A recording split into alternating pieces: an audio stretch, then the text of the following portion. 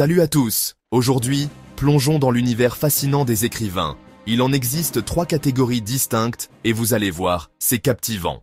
Premièrement, les écrivains alpha. Ce sont les stars du moment, les auteurs qui vendent des milliers, voire des millions d'exemplaires. Mais attention, derrière leur succès se cache une vérité troublante. Beaucoup d'entre eux finiront oubliés. Pourquoi? Eh bien, ils maîtrisent certes les règles de l'écriture et sont soutenus par une puissante industrie éditoriale. Mais leur succès repose souvent sur leur conformité à la bien-pensance.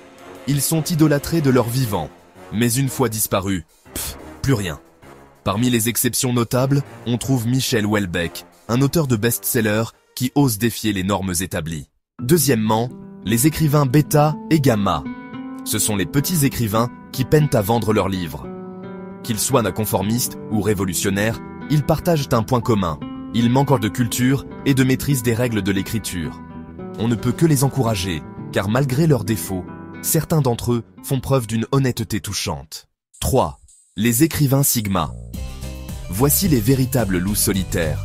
Ils produisent des livres de qualité, manifestent un style unique, mais ne se reconnaissent dans aucun courant dominant, ni même dans les courants dissidents. Leur indépendance intellectuelle dérange et leur succès est souvent posthume. Un exemple brillant, Arthur Schopenhauer, méprisé de son vivant mais aujourd'hui reconnu comme l'un des plus grands penseurs du 19e siècle. Le conseil de Florian Mazet: soyez un écrivain sigma. Adressez-vous à une petite élite de gens honnêtes, lucides, intelligents, et vous verrez, tout se passera bien, même sans vendre des milliers d'exemplaires.